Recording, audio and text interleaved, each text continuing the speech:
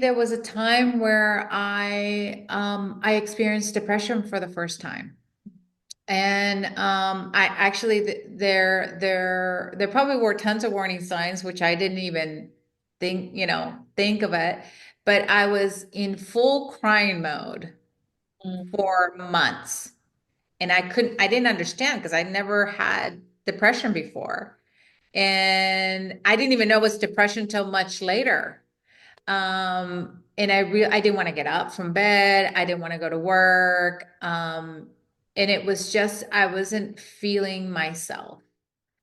Welcome to the UpliftHER Leadership Series, a segment on the Self Care Goddess podcast, a special space where holistic self care meets high performance and the feminine leads with grace, power, and purpose. This podcast is your pause in a productivity driven world, a space to reset, regulate, and reconnect with feminine wisdom and visionary leadership. I'm your host, Rita Savoya, holistic nutritionist, trauma informed breathwork coach, and founder of Breathwork Barista. Each week, you'll hear soul expanding stories and thought-provoking conversations with women leaders, founders, and change makers who are redefining success and what it means to lead with heart. These are the conversations we need to create the future we desire, rooted in self-care, integrity, and soul-aligned leadership. Breathe in your power, breathe out the overwhelm, and let's begin. Hello, hello, and welcome to Uplift Her, a special segment of the Self Care Goddess podcast where high achieving women share their wisdom, lessons, and stories to inspire the next generation of leaders. So, before we meet our beautiful guest here today, Yamilca Rodriguez, I would love for us to tune out the outer world for just a few moments. Join me in either lowering your gaze or even closing your eyes and just notice your breath flowing in and out of your body. Let's do some nasal breathing for the inhales, and then on the exhales, I invite us to sigh it out. So sharp inhales through the nose, and then letting it go with a sigh. And just scanning the body with each and every exhale, sending the exhales to any areas where you might be feeling some stress, maybe some tension, maybe some stiffness or discomfort. Allow those exhales to open up, soften that area, relax that area. Just following your inhales, coming in, and exhales, leaving your body, with it leaving you feeling a little less tense.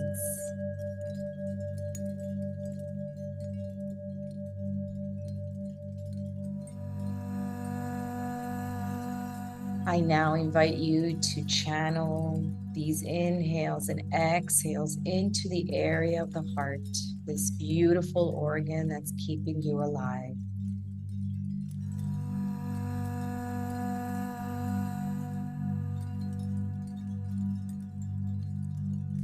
As you inhale and exhale through the heart, I invite you to visualize someone that you're grateful for today. Visualize them as if they were right here in front of you, and I invite you to send them all the love, the gratitude, and the appreciation for being in your life.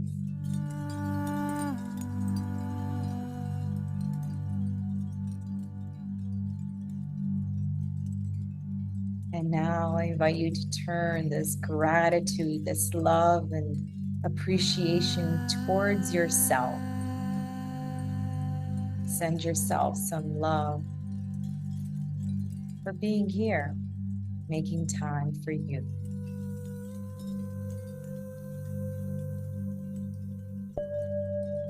In your next inhale, slowly flutter your eyes open and come back to us. Welcome, welcome everyone. And a special welcome to our guest here today. Yamilca is a former brand leader at Procter& Gamble, where she worked on billion-dollar brands, a TEDx speaker who has captivated audiences with her insights on empathy and branding. As the author of The Brand Therapist, she helps entrepreneurs and businesses uncover their unique essence and shine in the spotlight. Featured in Forbes magazine and other prominent publications, Yamilca is the CEO of Bespoke Branding, where she crafts impactful personal and business brand strategy. But what makes Yamilca truly unique, she's not just a branding guru, she's also a former fashion show producer who knows how to turn any space into a magical runway. And when she's not transforming brands, you can find her indulging in feel-good movies with dark chocolate, her ultimate guilty pleasure. Join us as we dive into Yamilca's world of branding, creativity, and inspiration. Get ready to discover how this inspiring woman thrives. I am so excited to have you here. Welcome, welcome, welcome. How are you today? Thank you. Thank you. I am wonderful. After that meditation, I was transformed. So I so appreciate you. Thank you. And it honestly takes, I think we were not even 3 minutes. It's just so magical how quickly we can reset with the power of our breath through this beautiful instrument called our nose or the mouth breathing too. The sighs are really, really helpful to release. Well, thank you for participating in that. Thank you. I'm really excited about our conversation today. Yes, me too. And tell me in terms of feel good movies, or what's your favorite one? You know, I have to tell you, my favorite one is The Sound of Music. I Mm. cry every single time I watch that. And, it's a movie I've watched with my mom since I was little. And every time I get a chance to watch it, I always, watch that. I love other rom-coms, I but do too. the Sound of Music is very special. It's so interesting because Yamilka, I used to hate rom-coms. I used to think they were so boring. And it's just like, no, I was all about the horror films. And now I'm just like, no, I just don't want to be terrified that way. So I actually love those romantic comedies. They're really fun, really fun. Sometimes you need them in, Yes, stressful times. I agree. I so agree. So tell us a little more about your personal journey and what has influenced you to be on the mission that you're on. Yeah, so thank you for that. So, as you know, I used to be in corporate and I left corporate about 10 years ago, 11 years ago to be exact. And I started on a new journey. As you saw, after I left corporate, I kind of took my fashion design and did I promoted other fashion designers and kind of really produced shows, and that was super fun. COVID kind of stopped all that. And so I went back to branding. I love branding, but really what I love about branding is the psychological part of branding, which a lot of people don't really think about or look at.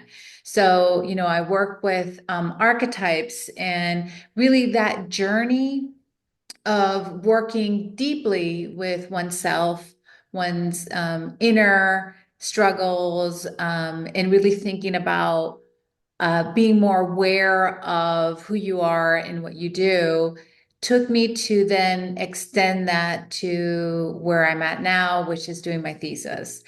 And my thesis is all about identity and what I call enchanted identities, which is much more about looking not just within yourself and understanding those deep, intricate pieces, but also looking into your dreams and how that creativity kind of comes through. And sometimes those spaces that we don't that we look at as more of the unseen or the unknown really help us transform as individuals in our where we're going and where we're taking our life.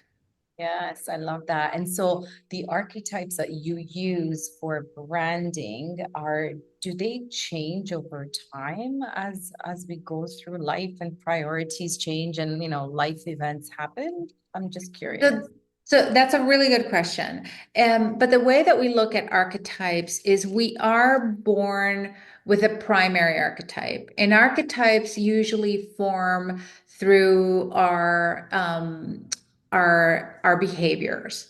And so there's four major drivers that we have, that all of us have. And although there are four major drivers, there's a primary driver.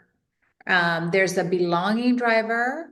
There's an independent driver, which is the opposite of belonging. We have a stability driver, and then we have a dynamic driver, which is the opposite of that, right? And so those four drivers are kind of what really encompasses each of our archetypes or our characters.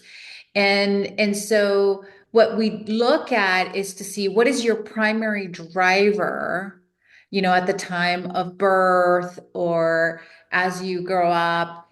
And then what happens is we start looking at other archetypes that complement that driver. So there will be a secondary archetype, and then the opposites also play a role within that.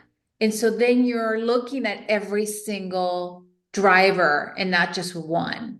And so it's a little bit more complex as we evolve as humans and as we look at it, because the major thing we want to do is really just be aware of who we are, right? That's really what psychology is go from the unconscious state to the conscious state. And if we think about consciously, we only live 3% in our conscious state. Wow, So I thought it was five. Went down. there's 3 to 5. Five is a lot, but most people are three. It's even like they even say like sometimes it's just 1%. So there is Wow. there is a range of how much conscious we are. And so really what we want to do is bring our awareness to where we can have more consciousness of who we are as an individual. Because one of the things we really want to do is balance. And what I mean by balance is not just balancing our necessities, but balancing our shadow. Like we have a shadow side. It's not about saying, "Hey, shadow, go away. I don't want you here anymore." It's about knowing what your shadow traits are and being aware of them, right? Being aware of your shadow traits, not removing the, because then there's no balance. Also the balance with intention, right? Tension is critical and we don't realize it. Tension is important, so we want that tension, but it's all about being aware of those things. Right, right. And going back to the shadow, it's because it served us at one point. Would you agree? And that's why we need to honor it and not just try to be like totally opposite of that. Exactly. I think also it's our whole self. If we want to bring our whole self Mhm. to who we are, it's about embracing that shadow. Like you Mhm. said, it does serve us. It does serve us of who we are. But a lot of times psychologically, what we do is it's not just us, our parents tell us, don't do that. That's Yeah, bad, right, right? right. And start hiding these things. We start hiding those things and we start repressing them. And so the important thing is to know that you have those shadows and to embrace the shadow, because that creates our wholeness as individuals. And acceptance of who we are as well, right? Yes. Fully accepting who we are. You know, Right. I I was really looking into some of the AA, Alcoholic Anonymous things, because I have a friend that's in that. And what I love about their system or what they do is they tell all their kind of like inner, what you can call secrets. And I thought that was so liberating. I was like, why can't I do that?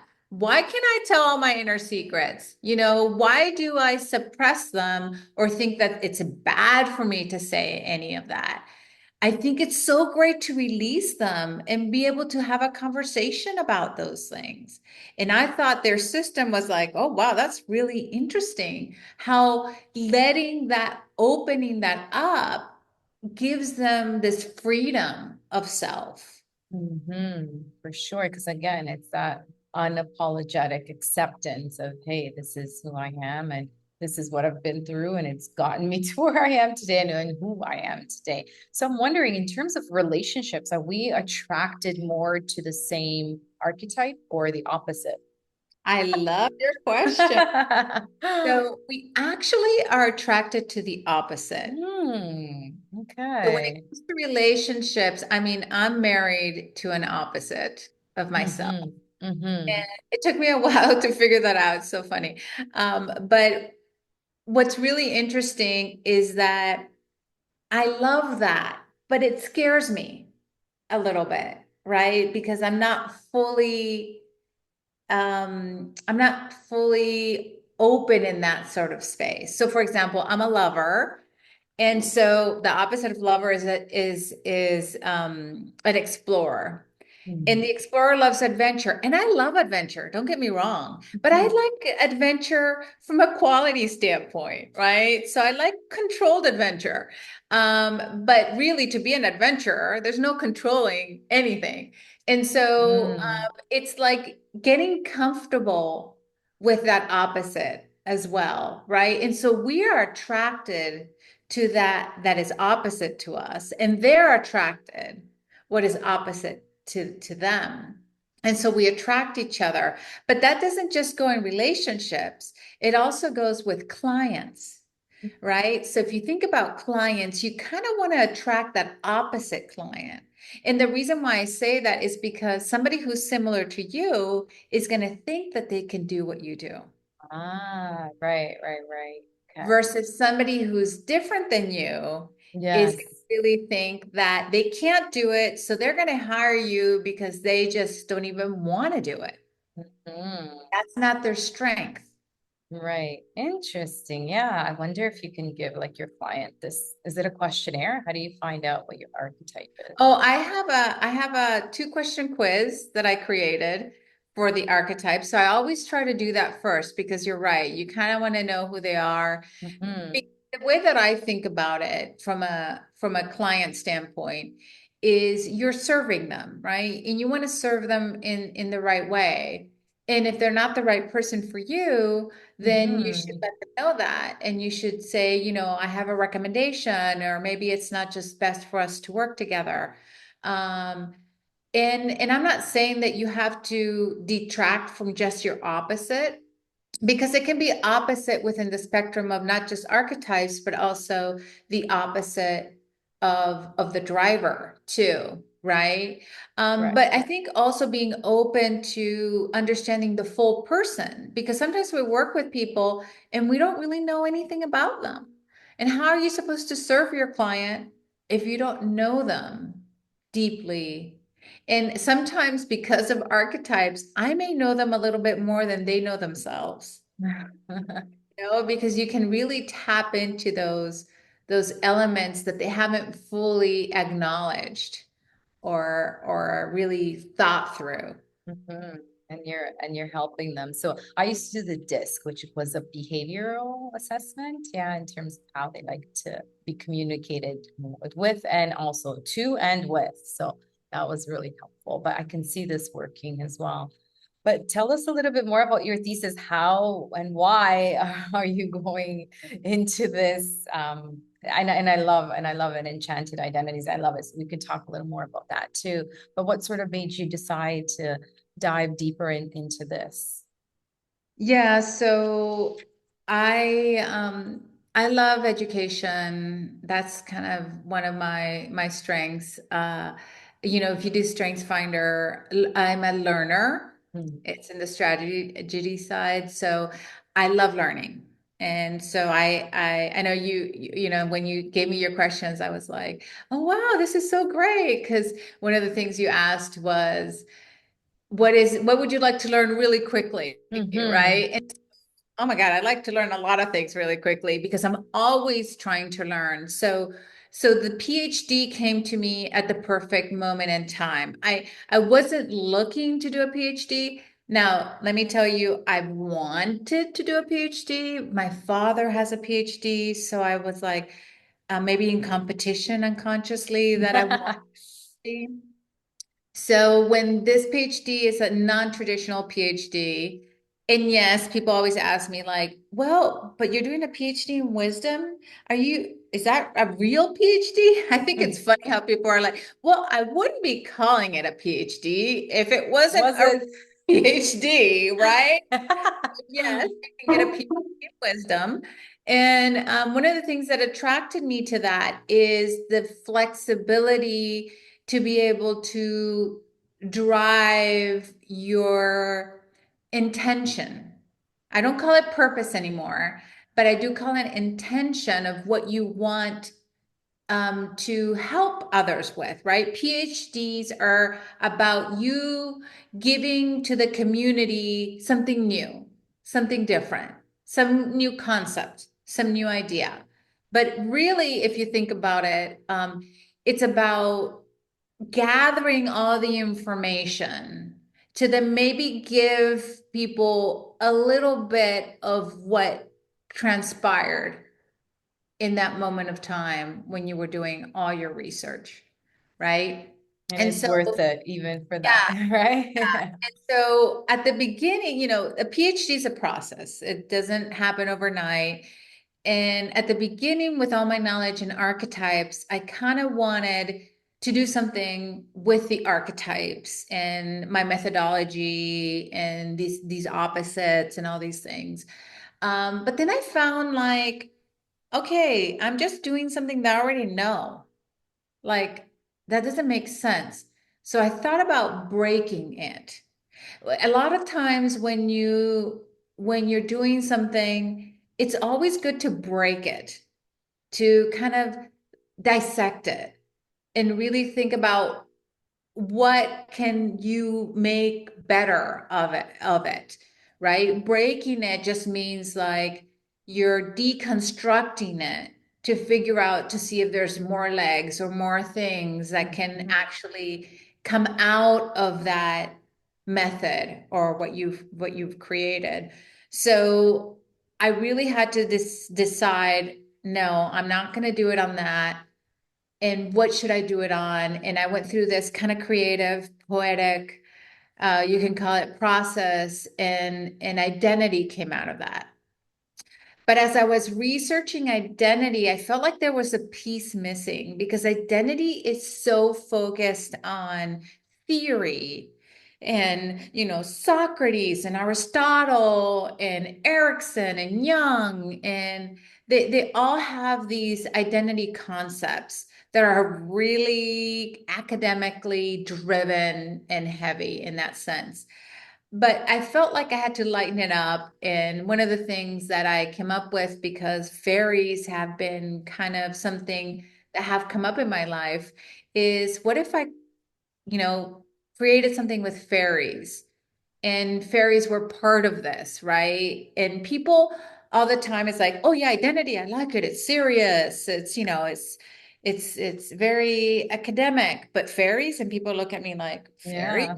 What do fairies have to do with identity? Mhm. If why would you even like bring fairies into this? Are you going to make this all about like a magical thing? But actually, if you think about it, our lives are magical. Mm.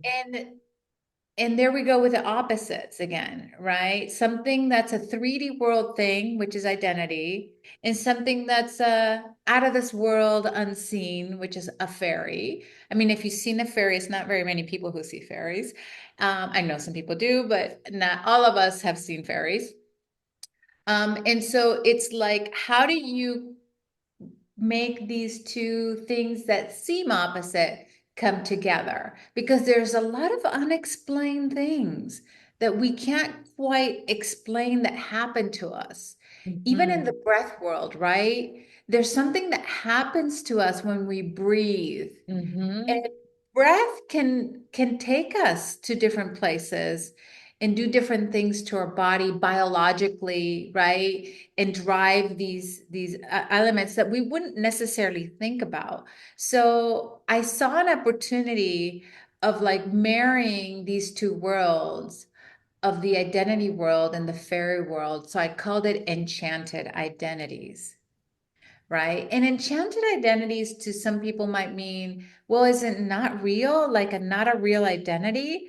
But no, enchanted identities is really about what is your identity when you look deep inside yourself and are not afraid of the shadows or the ego or anything else, project the projections, when you're able to look beyond your physical body and what is there. So and then so I've been doing this research and all these things, and dreams are incredibly, Mm, it's like our magic world. When we talk about our dreams and what we see in our dreams, sometimes we're like, how did this happen in the dream? Or we're flying, or we're doing things that we couldn't really do in this 3D world. And right. so looking at those dreams help us understand this world of fairies, of mythology, of fairy tales.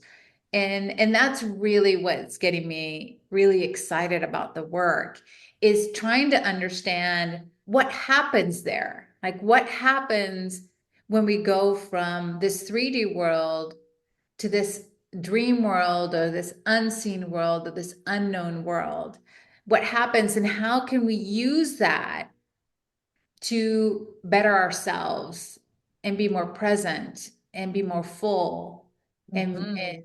and be more of our true identity of a And whole person. apply or integrate whatever lesson was learned or experienced in that other world Yes. dimension. It's funny you say that because when I welcome everyone back from the breathwork experience, that's exactly what I say is welcome back, because I'm sure they went, most people go somewhere where it's true, it's unexplained.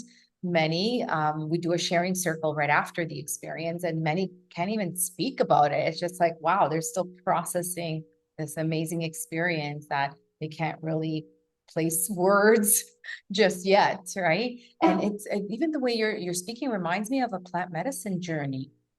What happens when you drink ayahuasca or when you take a plant medicine? That's you're entering this other world, this other dimension, and then there's so many beautiful things that happen there, and then you come back and you're like, wow, a different person. You're accepting parts of you that maybe otherwise you wouldn't have accepted. And then there's the bufo, which is the 5-MeA MEO, 5-DMT MEO, which is the ego death, where you're just like, okay, enough with that. Let's move forward. But I actually had someone enjoy my breathwork experience as well. I asked them to think about something that they no longer want to feel. And he, during the experience, saw his own funeral.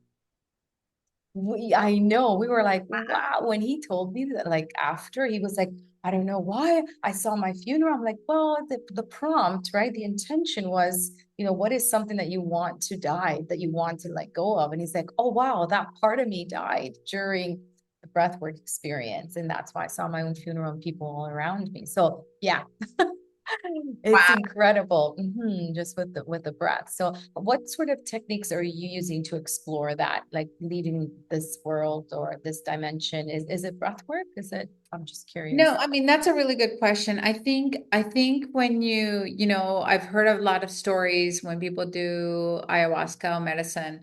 I think it's a way in to sometimes for people that have a hard time getting to that world otherwise. The way that I've been like there's two ways that I've gotten into the other world. One of them was actually a meditation Yeah. that I did, and it really freaked me out. And that it'll happen, and you know this, I'm sure. The first reaction is like, "Where am I going? Like, what is this?" And so that meditation kind of it was scary, but I kind of let it in. And I felt like I was in a different dimension and things were happening, right? The other way is I had a dream. I was sleeping and then the ceiling kind of collapsed on me and then I was in this other world. And I actually had the consciousness of knowing I was in another world and I knew that this wasn't a normal dream and and I remember everything was so vivid and Mm, colorful. And so that's a way to tap in, but there's other ways to tap into this. So there's music. very For powerful. alpha music, that music you had on was beautiful. I mean, there's some sounds that take you into another world. There's also some people, poetry, they just go blank Mhm. and start writing like it's a channeling thing. I hear people that when they write, they channel. So they might be writing for hours and they're actually scared to start writing because it just takes them into this world and they might be there, for a whole 24 hours without even knowing that they were there for 24 hours. So Wow. there's different modalities to really tapping into this in a way that we probably wouldn't think about tapping into it. Mm, And I think the most that I would say to people, like if you really want to do this exercise and try to find what is it that you're not wholeness, or let's say it another way, like you haven't found your wholeness yet, is tapping into the dream world. That's an easy and fast way. It's like having a journal. People say this all the time, but people, have a hard time doing it. Having a journal and writing things down and start analyzing what's happening in your dreams. mhm, Not like look super into it, but start looking at patterns and things that's happening and what mhm, are the things in relationship that is happening to you. So, I mean, I think there's different ways to go in it. And I think everybody has a different um, avenue to mhm. get there. A hypnosis is another way. You know, Right. I do a lot of hypnosis as well, and I've seen how we're still conscious in hypnosis. I think people have this what I say, like they think that, or a myth that if you're in hypnosis you don't know what you're doing, but you do. You're Yeah. aware of everything, Every but it's your hypnosis is conscious self-hypnosis. talking, yeah, to you. So Yes. there's You, different ways of tapping into this what I see beyond the three-dimensional world mhm. that you can use to transform yourself. Wow, so cool. So in terms of the dreams, it's interesting because sometimes when I'm dozing off, I get this great idea and I'm like, I'll remember it tomorrow. And then it's like, no, I didn't. I don't remember it. So I do keep a journal now by my bed so I can easily just roll over and write down whatever it is that I was thinking. But can you prepare for it? Is there like a meditation and music that allows you to prepare to have these dreams, or what's the prep Yeah, work? you can definitely prepare for it. I think just by the simple act of asking, Mm, um, to say, I want to remember my dream. I want to go through a dream that I can experience something I haven't experienced, right before you go to bed, kind of putting that intention yeah. and Mm-hmm. going to bed with that intention will help, you know, Open up. right, to open that. I Mm, do also think that listening to hypnosis or listening to some sort of music that is more of the different higher density levels, like like alpha level, also mhm. kind of help you get into that higher dimension state. So I think there's different ways, but I totally agree. I mean, it is important to set the intention for something so you can get a result back from Right. that. And yes, that brings me back to a question that you mentioned, that you prefer intention versus purpose. Can you explain that a little? Elaborate Yes, I'm that? so glad you asked that. Yeah. We always think about what's our purpose in this world, what's the purpose? But purpose only includes our head, our thinking.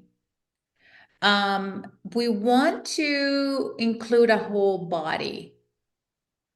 And I think that when we talk about intention or experience, we can include our entire. I want to, I want to live a full life, a full experienced life, not a purposeful life, but a experienced life because it brings in your entire self.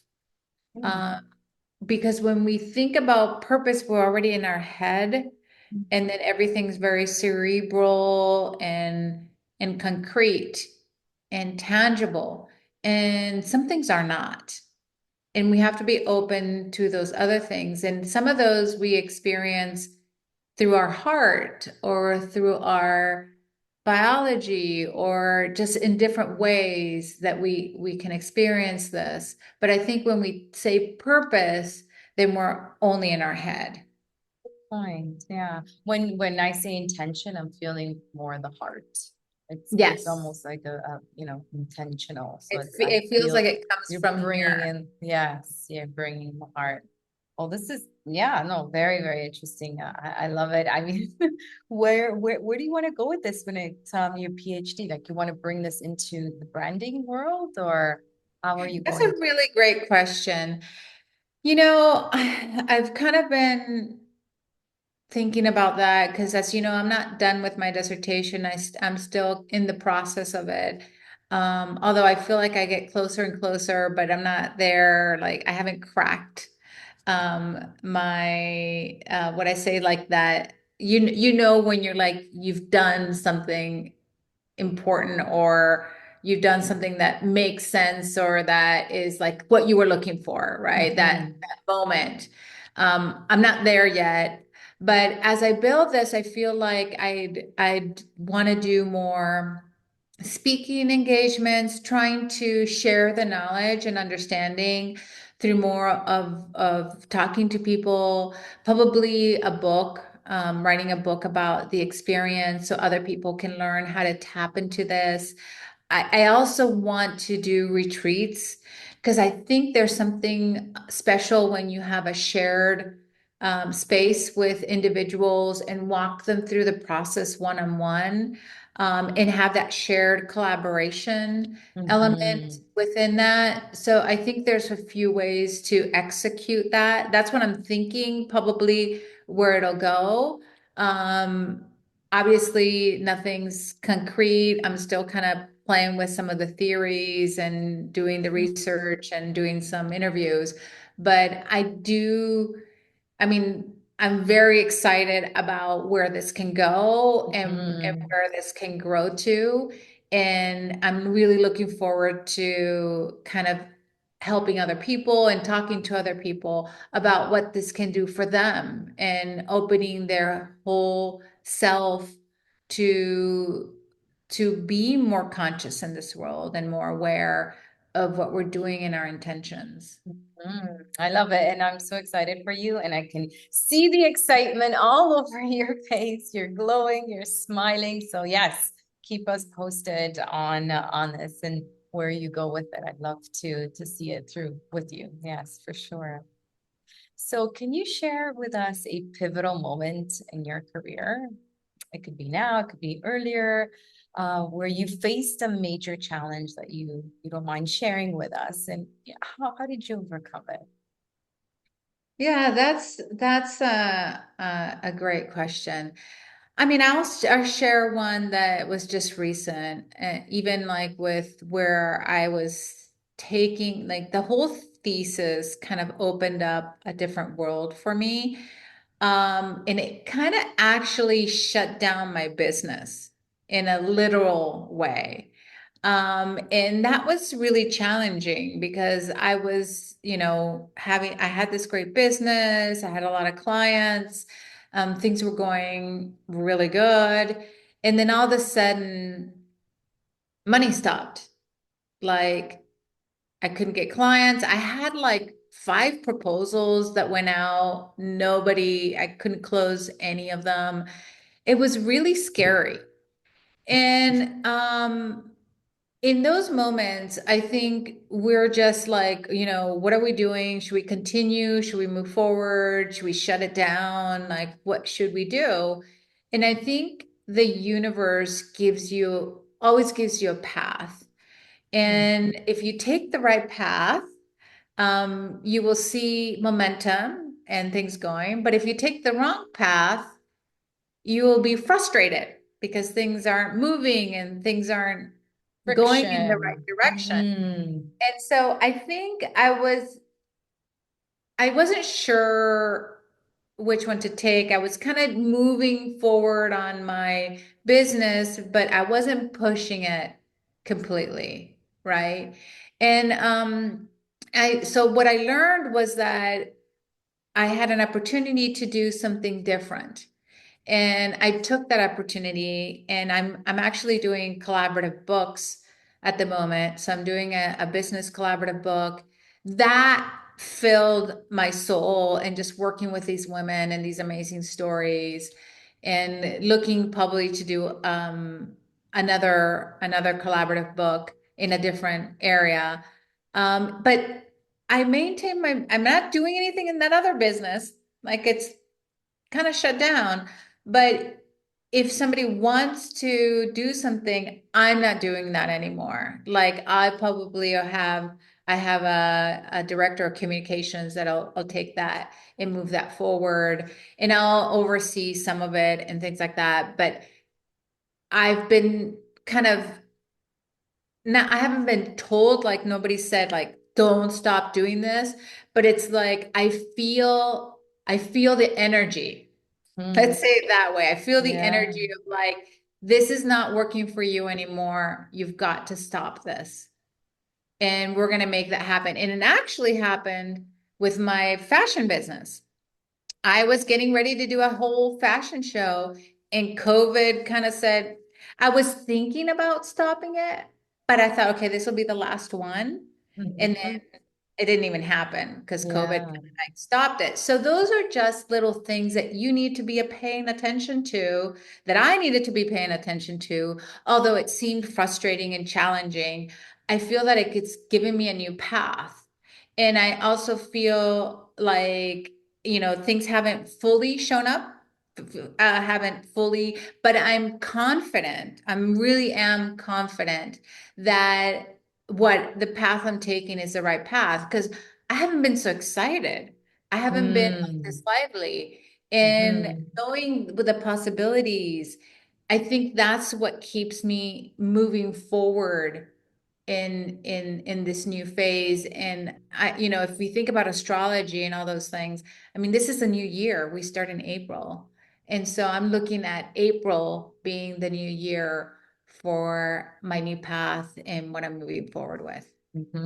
Yes, yes, that's so true. And kudos to you for having the courage to say, no, this is not working, and I'm going to shut it down or not put as much energy into it, because there is that fine line between, this is my baby. I have to see this through, right? And just sticking the course. There, like, how do we even distinguish sticking the course and then, or just shutting it down? Right. And I think it's being in tune with how you're feeling and what energizes you and what really feeds your soul.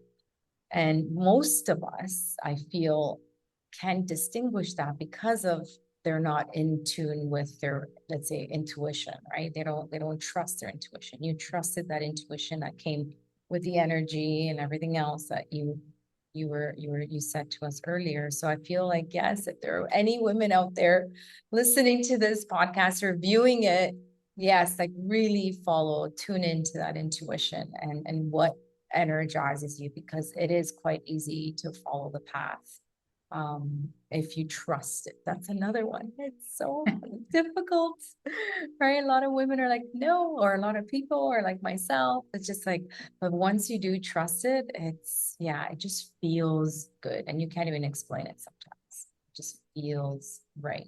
So I am kudos for Thank taking that path and and realizing it. And yes, you're right. April is the start of the year. So yes, if you have anything that's pending or anything like that, you want to start something, please, I urge you to do that.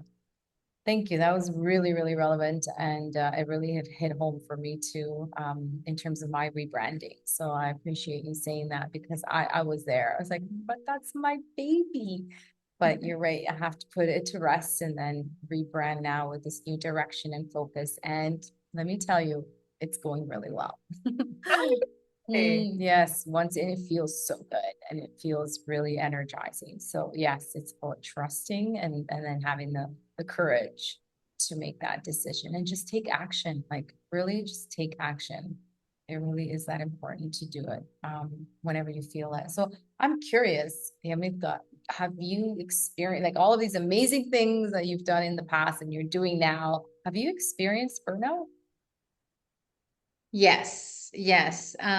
So as you know, I used to work at Procter and Gamble. Intense, very intense. I experienced burnout all through my career.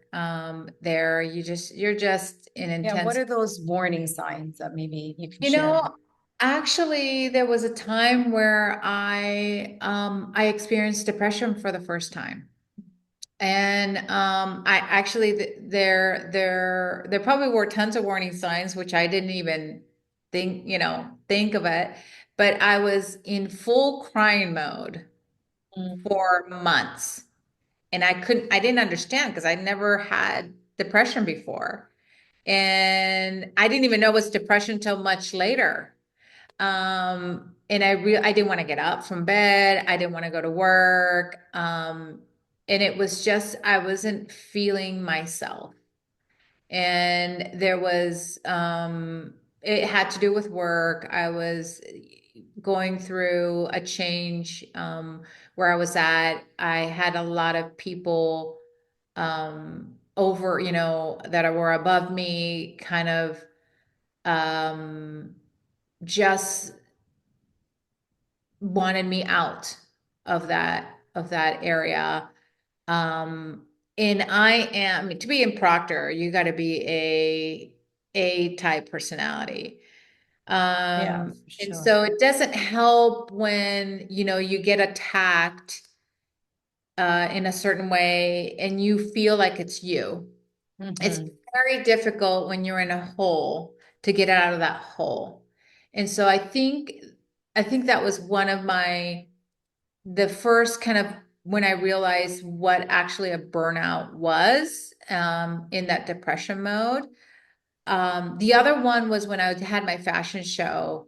I would literally do everything, and I would be sick for a whole Mm, 2 weeks after that. after.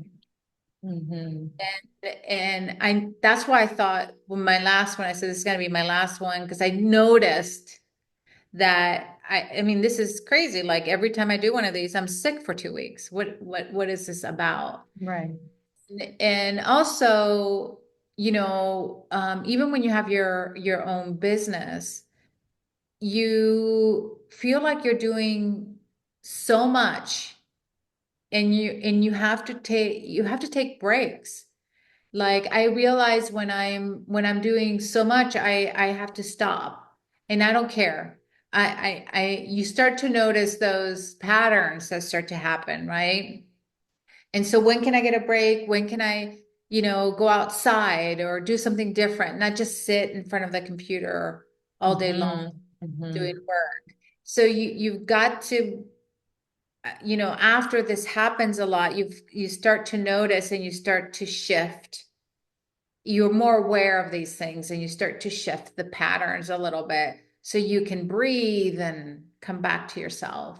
Hmm. So would you say now that you're better equipped and probably avoid it altogether in the future? Like let's say with your PhD and all the other things that you have on your Definitely, plate? That, definitely. I see it in other people now, mm, right? So mm, I can tell when somebody's almost at burnout. And you can't really tell them that because Personal, You yeah. can't get into somebody else's burnout things. It's very intense.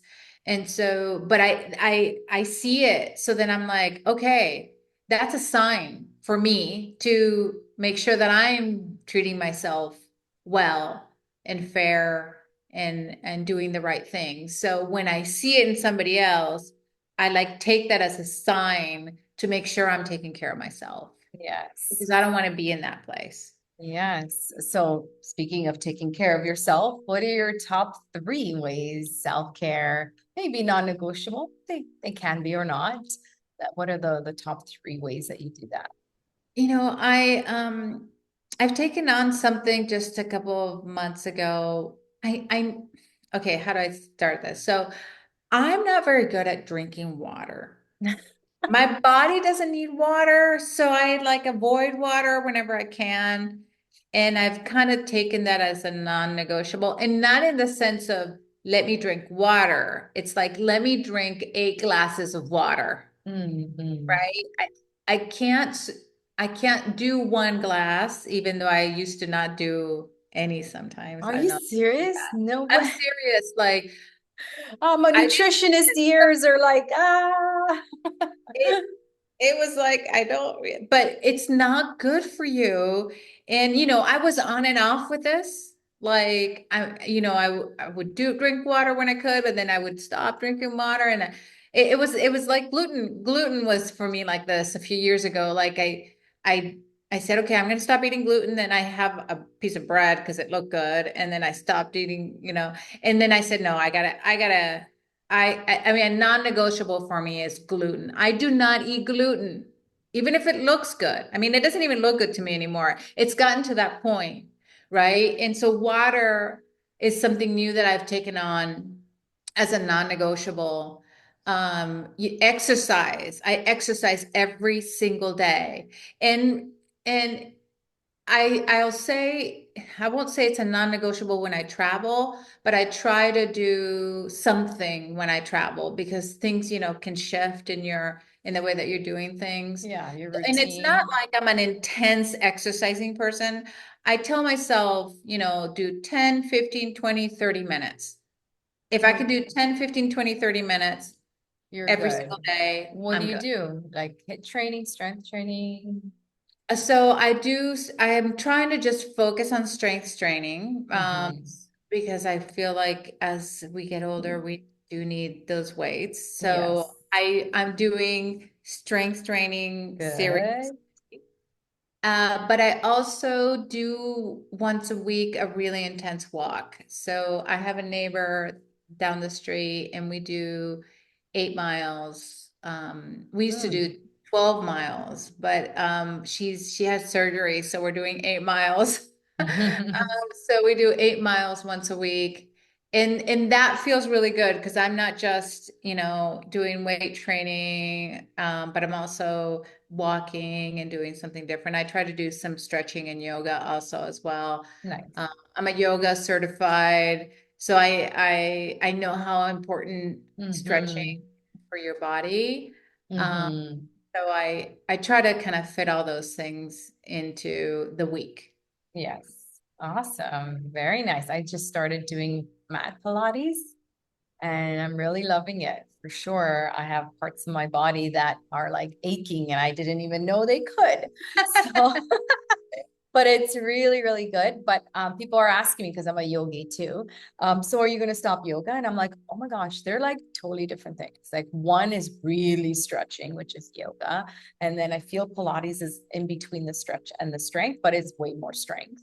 So you definitely still, I would recommend still doing some sort of yoga, which is more stretching and also the whole pranayama breathing, right? So I am trying to fit into, which is like another thing now I need to add. But you're right. All I do is half an hour and it's good. It's good enough.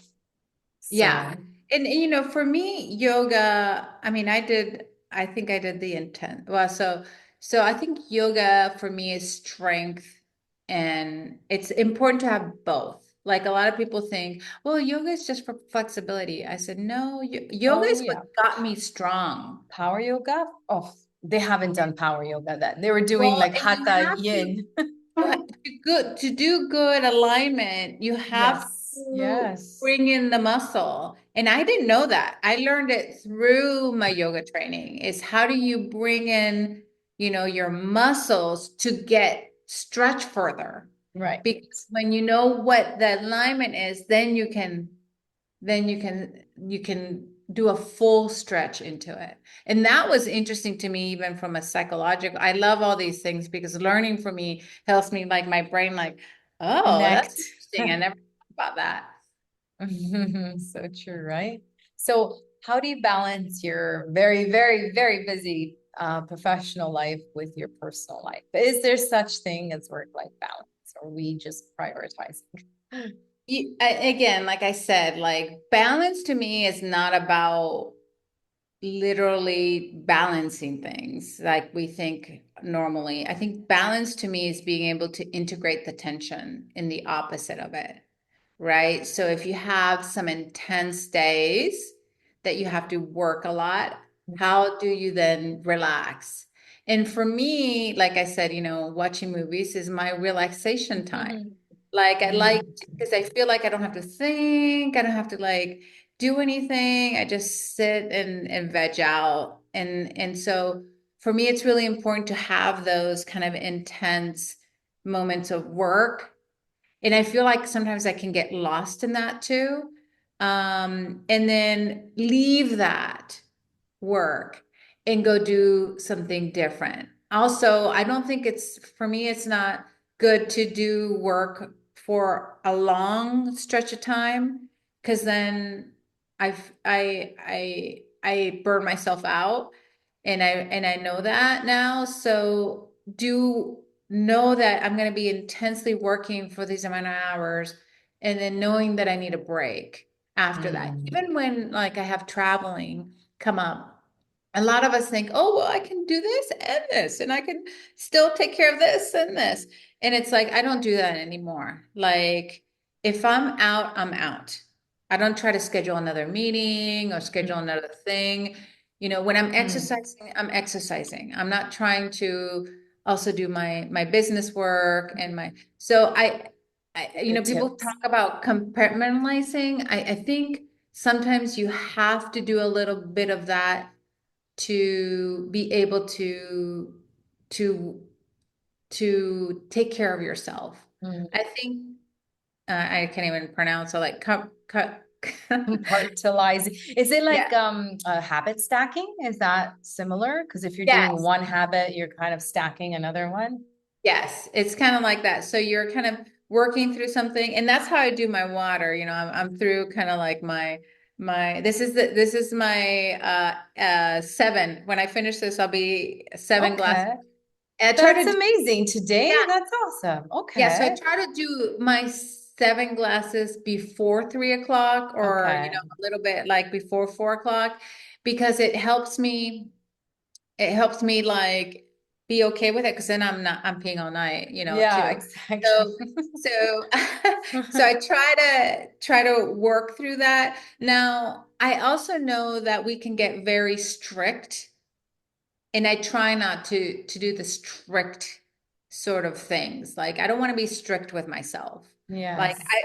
I like to, I mean, this is good for me and I know it's good for me, but I also don't want to be like, this is gotta be it and this is the only way. So I give myself that flexibility to maybe drink till 5 because it didn't fit, it didn't get in. It's okay. Mm-hmm. So I think being flexible in the way that you habit stack. Yes. Yes, and I like that. You're bringing in a few other concepts too that earlier I spoke to someone about discipline and how important it is to be disciplined so that you have this time freedom. If you discipline and maybe make sure that your time is properly spent. But you're also bringing in the other side, and I think that balance comes in there too, is yes, have the discipline, but also have the flexibility to not be so hard on yourself because the last thing we want to do is be disappointed that we didn't get our workout in or we didn't drink that water.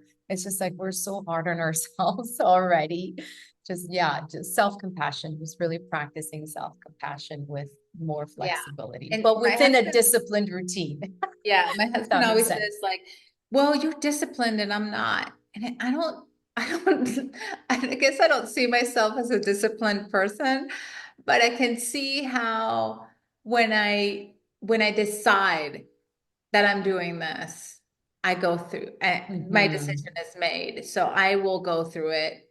But I also know that although I've taken that decision, that I can give myself a little break here and there. Mm-hmm. I mean, I'm still disciplined about it, but I have to be flexible with it because then I'll just burn out. Yeah.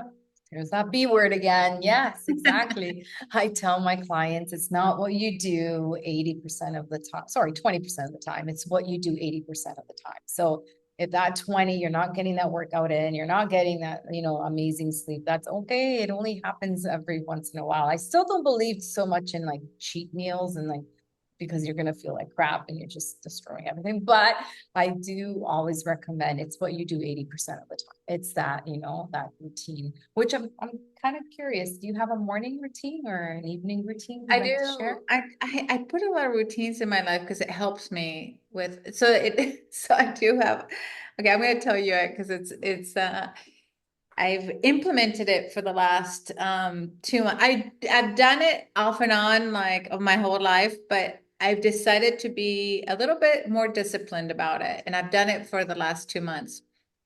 So I get up in the morning and I go make my 3 cups of water, which is with electrolytes. Oh, is that So what you're drinking right now? I don't so I don't put electrolytes in. I don't believe in sugar in the morning. So and those drinks I have know. so much sugar. So I do salt, Yeah. I do lemon, and I do blue spirulina. Mm-hmm. Mm-hmm. And so that's what I drink in the morning before anything. And then I put one ta tablespoon of chia with hot water, and I let that kind of heat up. And I'll also put a lemon in that. And then I drink that after my drink.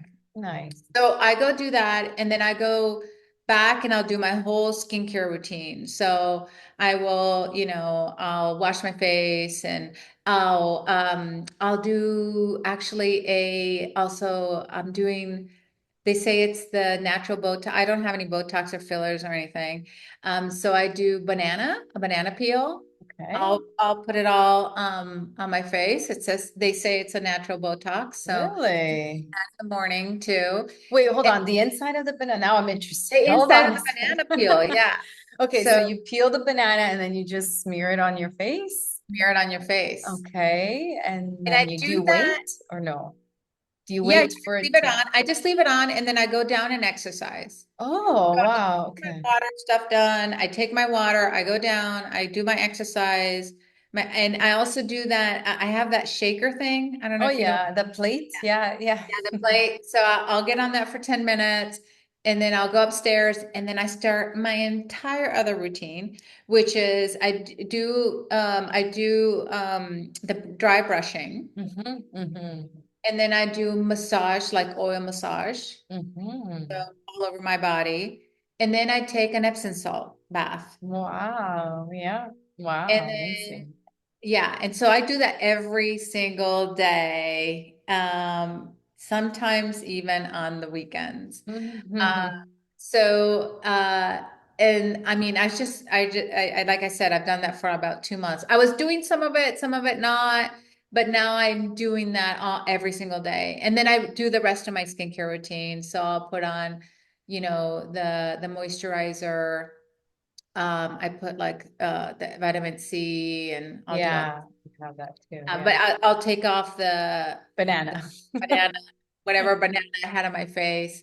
And then I have a drink that I do, like a protein drink. That I do it hot because I prefer it hot, not like cold. Some people like their protein drink cold, but I'll do it hot. And then I'll go downstairs and start work. Wow, very, very cool. I like it. So if I don't get that done in the morning, it doesn't happen. So I Yes. more like you asked, like, are you a morning person? I'm a morning person. Yeah. I like getting up early, doing everything I need to do in the morning, and then I like to go to bed at 9 o'clock, 10 at the latest. I'm not a party person. I don't even, I mean, I'm allergic to alcohol. I don't have the enzyme to digest it. So I get very sick. And I've Mm. known this since I was little. Like I always avoided alcohol. I just didn't like it. I was like, why do people drink this? It's disgusting. Yeah. Yeah. Yeah. I never understood why people drink. So I don't drink alcohol, so it doesn't really I don't need I'm not like a party person. Like I have to go out and drink Yeah. because I just don't have that in me. So I like more like nights where out to dinner I love. Like I love going out to dinner with friends or my husband, doing those I love food. Food is, Yeah. obviously I'm very picky with food because I don't eat a lot of things, but I love, you know, indulging in food. Um Yeah. Your skin looks I'm not a great. So party, I'm not a partier. yeah. Oh, So yeah, no, it does. It's glowing for sure. So definitely share that morning routine with me. I want to try this banana peel thing. So talking again about balance, and I know we had chatted briefly about the feminine and masculine energy, and the more women I talk to, they seem to also be in agreement that yeah, whether it's my career or my job or the actual organization or society, we feel like we really need to be a little more or embody a little more our feminine energy. So what are your thoughts on that? Where do you have you experienced that you've over sort of went to the masculine side a little more because you had to? And if there is, can we reach a balance? I know we need both energies, but can you elaborate a little bit on that? You had some great points when you first chatted about yeah, this. that's actually I loved your questions because it brought up a lot of things that I was like, oh, this is really great to be able to explore these elements of yourself. So I have a lot of feminine energy, but I noticed when I got to corporate that feminine energy is not what people want in the corporate world. So I had to kind of learn to tap into more of my masculine energy. And not that I didn't have it, we all have both. But I learned that when I tapped into that masculine energy, I felt a little more stressed. I felt a little bit more because it wasn't my go-to, right? And so I could feel the tension between using one or the other. And I think as I've, gone through all this research and understanding and learning that we need both and that both are important. Even if we think about, not that I'm a real religious person, but we were in Notre Dame in this church in the south, in Chartres in the south of France, and well, south of Paris. And it was so interesting to me because the way the church was made, where the cross was, there was Mary on one side and then Jesus on the other, and then Mary on one side and then Jesus on the other. In that center, if you sat in the center, you could feel that energy of both.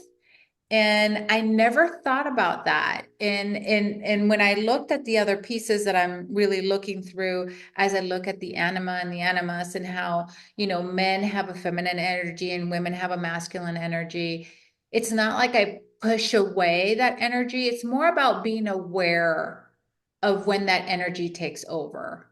And so because I drive with my feminine energy, Mhm. um, I need to be aware to bring in my masculine energy as well. Mhm. My Mhm. masculine energy is the doer energy, right? Yes, So my action. Yeah. feminine energy is that creative. I'm very creative. I can be in the creative mode all the time, but I need to bring in that doer energy to execute. Yes. And I Interesting. think the balance of those two things have made me very successful because I can go into this creative world as well as drive things through. I just feel like I need to be more conscious when I drive things through, like more Hmm. intentional about Right. driving that thing through versus when I'm in my feminine energy, I just am. That because I Hmm. feel good there. That's where I can create and have all these ideas and do all the things I want to do. And then all of a sudden I'm like investigating and doing, oh, let me find that, let me do that. And I Hmm. have things like last night, I'm like, oh, you got to do this. So I come straight down and kind of take a look at what my idea was and see where that went. So I do believe that you have both. And I think what's really helped me is really understanding when one is there and the other one's there and not let one take over the other one, but how do they work in synchronicity? Like how do they work together?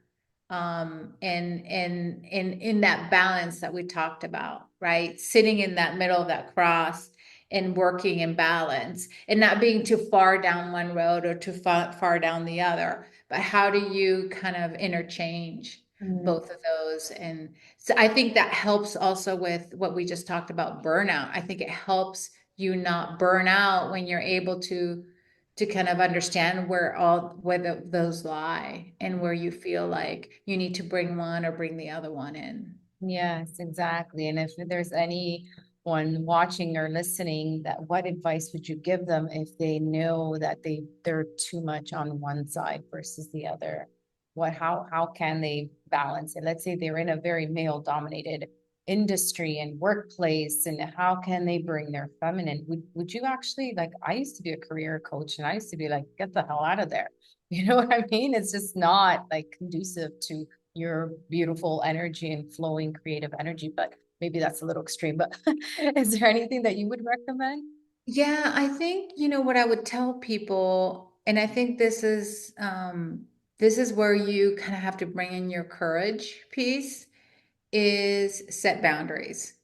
I think what I would recommend people to do is really think about the things that bother you and really look at it and say to yourself, is this where I need to set some boundaries for myself, right? For yourself. Like where am I open to letting that come through and where am I not open to that? And then once you Mm, understand where those boundaries are, then voice them mm, because and that's where that's the courage important. comes, Yeah. right? It's not Mhm. just in like, well, I think I should do this or to do that. It's like now it's time to take action. And that's where the masculine energy comes in, right? Like, how do I take action? Because one of the things I learned through reading through psychology is the inner feminine energy is inside of us. Like it's internal, it's inner, and the masculine energy is outside of us. It's the outer part. So being in, when you meditate, you're in yourself and you're kind of taking in that feminine energy. And then when you go out to the world, it's the masculine energy. So understanding where you want to set that intention and being clear, that's where the masculine energy is the best. So use that to your advantage and say, I'm going to be courageous and I'm going to use my masculine energy to set boundaries and drive that outside of me. And say, Mm, I'm not doing this work anymore, or tell the people, these are my hours, or whatever it is, however you need to set boundaries and it's done with the masculine energy. So, so use your masculine energy for your own advantage to be able to voice those boundaries that you've decided you're not going to do anymore. beautiful. Thank you. Yes, that's really, really good practical advice. So I appreciate that. So, as a high performing woman, what has been the biggest internal struggle would you say that you faced? You know, when you're an A type, when you have an A type personality, like, I was straight A student, I studied all the time because I love learning. Um, I think one of the things that I have to say were were challenging is a little bit about what we talked about before, like um you think that you can do everything, and you think that there's no time frame, and that you can just go out to the world and make that happen, make this happen, and then people actually take advantage of that as well, because they know that you're not going to say no. They know that you're a yes person. And so I think the challenge there is, again, understanding your awareness and being able to discern when those things are not good for your own health and not good for your own system. Some of us can take a little bit more than others, but I think a lot of us don't know what that capacity is. And it can turn into a sickness. It can turn into bad health. It can turn into cancer. I mean, there's so many things that energy can turn into. So we need to be aware of what we're transmuting and what we're alchemizing, because that's where the danger starts to happen, especially for women, Yes, more especially so. at our age. Alchemize for not very good things. And so understanding that and bringing in that good energy, that positive energy, and alchemizing it for good is going to be important as we age and as we grow into the age of what they call the crone age. So I think it's important to think about what you're alchemizing, because your inner body is medicine. And I think a lot of us suffer from all these illnesses because we've alchemized it into a poison. And so we need to know that we're doing what we're doing, and that we're doing with a positive movement, so we can alchemize it into something that's healthy for us and that'll bring us, good things to our body, and strength, and the things that we need to, move on into our years. Totally in agreement with that, for sure. Yes, we are definitely in control of that. And listening, watching podcasts and shows like these can help and spark. And that's why I love having these conversations, can really spark a woman to realize, spark her interest or curiosity into looking into this a little further, for sure. And not wait until it actually manifests into something serious. Yes. Yes, I love that. Well, thank you. Um, if you had a full day to yourself with no responsibilities, Yamilca, how would you spend it? Yes. So, I love going. I try for my birthdays to go to the spa. Like, I love Yeah. just taking the day and going to the spa and getting a massage or whatever. But, if I think about, if I had a full day and I intentionally didn't work on something, because, I'm always wanting to work. Where's my masculine energy? Let's see where I can work something. I love to just do nothing. Meditate. Like, a perfect day would be like the sounds, do the meditation, breathing in fresh air, going outside, touching the grass. Sometimes I have to pinch myself because I live kind of like outside of the city limits. And but I don't take advantage of it. And so really, I think taking a day to do nothing but sit and meditate and hear those beautiful sounds and maybe dance a little. You know, Mm, dancing is so good and I love dancing. nice. I love singing, but I'm a very bad singer. So nobody likes to hear me sing. They're like, can you tone it down a little? Um, and so yeah, that's what I would do if I had a full day to myself and didn't have Mm. to worry about anything else. Sounds lovely. But what I can recommend is that you can do little mini versions of those, like, and you are like, and adding it to your routine, whether it's daily or whatever it is. By daily, every other day, or into your nightly or morning routine as well. You can actually add those little I should add it mini to my night retreats. day because my nights are like I think I watch too much TV at night. So doing something like meditating or doing something else would really be helpful. So Yeah, for those that, feel good movies, those Hallmark movies. Yes. Also you can do yin yoga while you're watching TV. So that's something you can do, that's a right? really good Because you're idea. stretching and you're calming your nervous system as well through the stretching, getting ready for bed. So you can definitely do that. Yes. That's a great tip. I'd write that one down. You're welcome. Yes, for sure. So, if you could give your younger self, and you can choose which one piece of advice, what would it be? This was I was like thinking, what piece of advice? What advice I would give myself is to let yourself be your true self. Stop trying to be somebody for somebody else, making your parents happy. I thought, hey, I got great grades. They didn't care. I'm like, are you give me something for this? Like, no, no, we don't give stuff for that. So doing stuff for other people, I wish I would have just say, hey, just do it for yourself. Be yourself fully, Mm. fully. Don't be afraid of what other people tell you that you need to be. Just be who you are. Be yourself.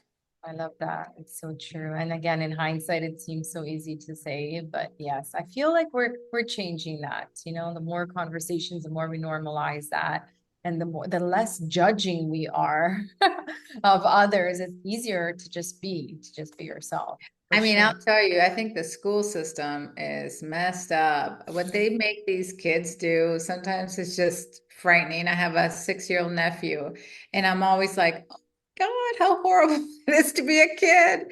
All the Mm. things they make them do, I'm like, they're going to come out frustrated out of this school. Anyway, Right? Yeah. And social media, I would not want to yeah. go back in time for sure. Everyone's like, oh, what era would you want to? No, no, it's fine. I'm good where I am. I don't think I want to relive any of that, for sure. So, what piece of advice would you give a high performing woman who's watching or listening who's struggling with finding this, I was going to say fulfillment or purposeful living or intentional living? What advice would you give her? Um, it's funny. I have a friend that was asking me for some advice. I hate giving people advice because I don't want to be the one that did, well, it didn't work, right? But I always tell people the simplest and easiest thing that you can do for yourself is meditate. And maybe take just a couple of breaths and counting them, something like that, or listening to something that you feel good about. But there is nothing better than clearing your head. And I'm not saying that you're going to be able to achieve any of it, even the first month, but at least trying and consistently doing it it's changed my life. That's beautiful. And I find that a lot of people that have tried the meditation and they're like, oh, it's not for me. Yeah, Meditation is not for me. But so I actually asked them to do some breath work, especially for type A. I feel like breathing, you're still doing something, you're counting, you're engaged, right? But it leads to that meditative state of being in the now and following your breath, which is right here. It's not, exactly. before or I mean, after. that's what she said. She's like, well, I can't do it. I'm like, no, no, no, no. I'm not asking you to try to sit with your thoughts or your not thoughts. Just breathe. Yeah. Like just sit down and breathe. That's a Mhm. That's That's a meditation. meditative. I agree. I agree I think people 100%. have these concept of meditating in their head. Yeah.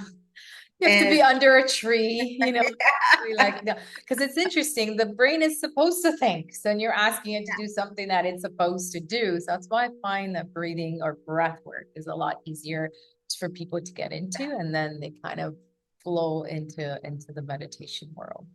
For me, it was opposite actually. I started doing meditation. It was Shavasana. It was those like literally 5 minutes when and it was out of those five, I was probably in meditation for maybe two, but it felt like I was transported, right? I went somewhere and it was just like, oh, this feels so good. And that's when I started looking more into breathing and breath work. And that actually, so it's meditation that led me to breath work, which is interesting. It's usually the yeah, other way around. and I did a whole course with Deepak Chopra, and the way he does it is your birthday mantra. Because they say that if you do it with your birthday mantra, that you can continue it. So it's just saying some syllables, really. And so they say that it's something that people can stick with and do more. It's Mm-hmm. interesting, everybody has a different take, Way, yes. but whatever works for people, right? Exactly. Whatever gets you into those moments where you're literally just here.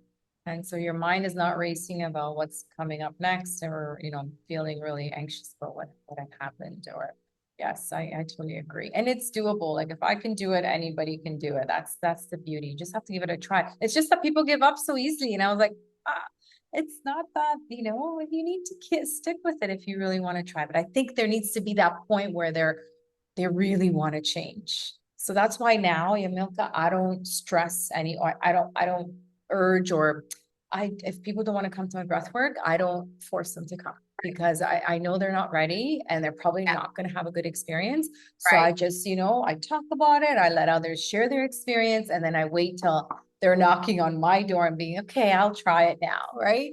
Because I've It's had like talking about food. Like food is a bad word. People don't want to talk about what they can't eat or what they can't have. It's gets political when you talk about food. So I think that happens too in meditation. Like people are very protective of when it comes to some of these yeah, things. practices, yes, which is kind of defeats the purpose too, right? That's like when you go to a yoga studio and there isn't enough room, or like you could squeeze a little bit, and some women are just there, not women, but it's not always women, but some people are just there and they're not moving. I'm like, but what's the point of coming to yoga if you're gonna be like so grumpy? You can't even move over a little because I'm a little late. It's so fun. I'm like, okay, I guess you're not But it's like practicing church. yoga off the You, mat. you think everybody's going to be nice, Yeah, yeah. open, and they're like, "What are you doing here? Or why are you dressed like this?" Yes. Like, okay, I thought I was going to a welcoming place. Yeah, that's true. That's a good point. So, what legacy do you hope to leave for the next generation of women leaders? Yamilca? So I think I came to this world to really help women. Ever since I left corporate, I've really been in women's groups and in other groups. But what I want to leave behind is for people to know themselves. That's really I think what I came here to do is for people to really be able to understand who they are, tap into those magical things that we as humans all have and really get to know who we truly and really are so we can do our purpose and well, purpose is not that, so we can do our intention or we can do what we came here to do so we're happy and our Yes, energy's up and we glow when we do these things. So correct. that's really what my legacy or my impact I That's would love beautiful. it to be, is to really just help others see themselves in a different light so they can give their full potential. Yes, yes, I love it. Thank you. That's beautiful. So, if you could have lunch with any woman, past or present, who would it be and why? So this was, um, at one point I thought it was Amelia Earhart, Hmm. somebody who I really, because she was so the opposite, right, of me, explorer type. Also. I just wanted to get to know her, and she was so brave and courageous, and did so many things for women. I thought that would be cool, but also, I do love what Gwyneth Paltrow is doing Mhm. with her wellness and kind of the what she's done with Goop. I'd love to sit down and just talk to her about her experiences. I know I don't know if you've watched, she had a series on Netflix at one point about all these alternative medicines and all these other things. So I think people who are in the wellness space are doing some amazing things, and I want to support that and want to kind of encourage other people to really step into that. Yes, I love it. Thank you. Yes. I can't wait for you to experience my breath work as well. Yeah, I'm excited. Yes. Okay, so what's a book, a quote, or a mantra that has profoundly impacted your life you'd like to share with us? So I've been reading a lot of books, and I thought about this. And, obviously, I read real business books, and I've read some fairy books, and I've read some young books, and Joseph Campbell, like some heavy duty books. But I love Eat, Pray, Love. And I Mm. think the reason why I love that book so much was I was in Bali when I read it, Oh, cool. was able to kind of see some things that maybe if I wasn't there, I couldn't have really taken. And I love the piece around spending time in India and the meditation part, and it's a love story, right? And then getting fat in Italy. I mean, how other, another place to get fat in, why not Italy? And the kind of finding her love in Bali, which is such a beautiful Mm.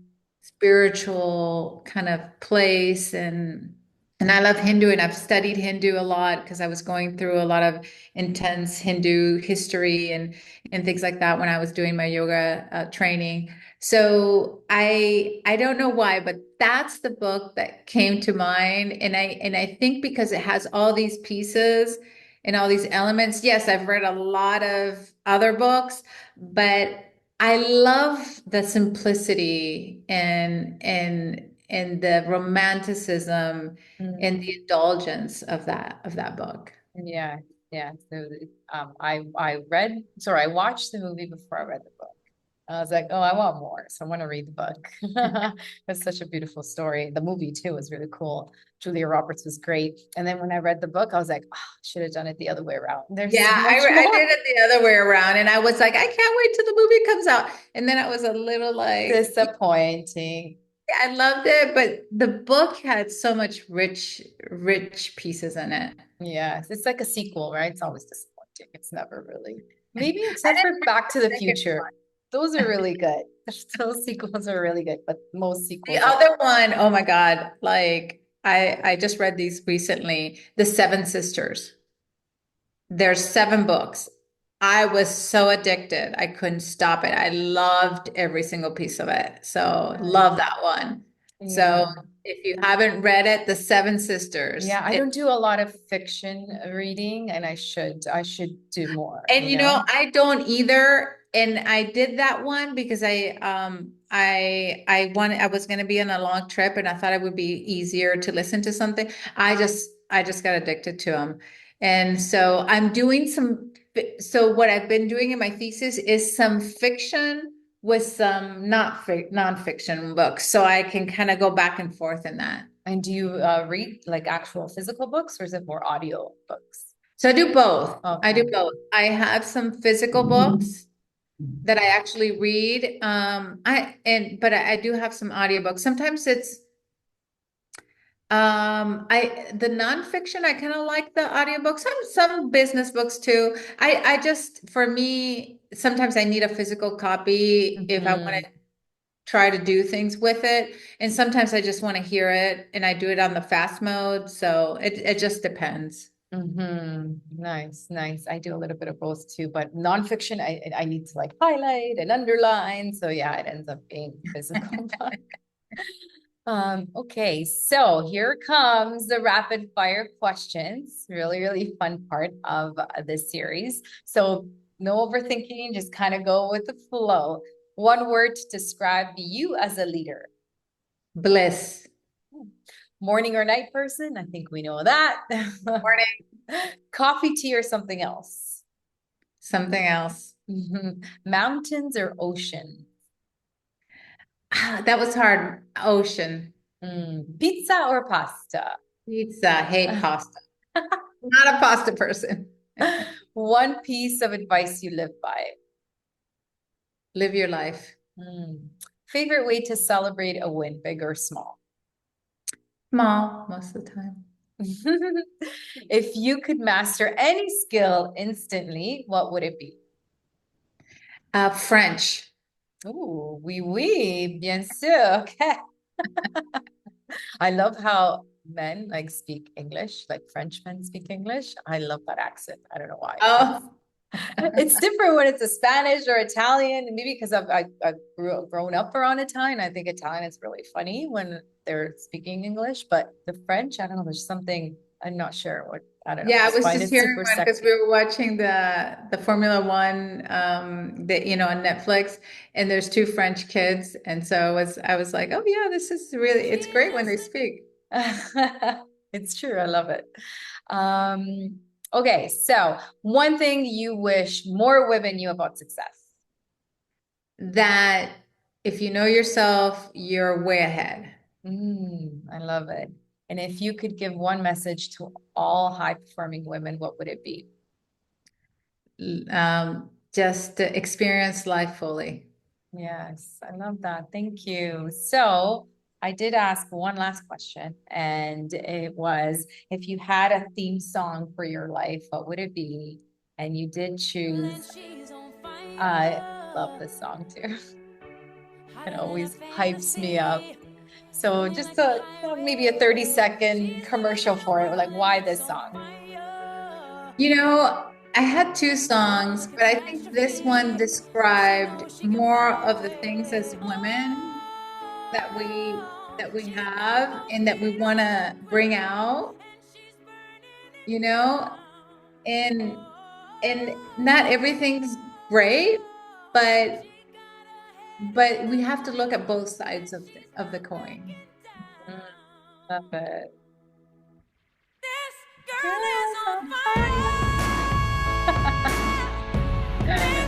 I know, right? It gets me going too. I love it, love it. Yeah, because you can be successful, right? And you're on fire when everything's in alignment. Yes, when you're discerning what's not for you, what's for you, when you're in alignment with what your soul is really here or meant to do and be. It's just, yes, they're so true. I do feel like you're on fire for sure. Like you're in this beautiful flow state. So thank you so much for this beautiful conversation. I knew it was going to be amazing. Our sort of introduction call was so great. And I am so, so happy that our paths have crossed. I can't wait to be in contact with you, share more. I want to know more about you in terms of your thesis and where it's taking you. So I am so grateful. My heart is full of gratitude for having the time to share your amazing story with my community. Thank you, thank you, thank you. Thank you, Rita. And I love, Rita with the Rolling R, I love it. Um, thank you so much for having me. It's been a pleasure. Time just flew by. It was so much fun. I hope you keep doing this because I can't wait to hear the other interviews as well. Thank you. Have a beautiful rest of the day. You too. Ciao. Thank you for joining us on Uplift Her Leadership Series, a special segment of the Self-Care Goddess podcast. If this conversation lit something up in you, please share it with a fellow changemaker, and let's keep building a new model of leadership together. Follow me on ritasavoya.com and stay connected for more conversations that blend well-being, wisdom, and bold feminine leadership. Until next time, breathe mindfully, live intentionally, thrive gracefully, and remember, self-care is your superpower. Ciao for now.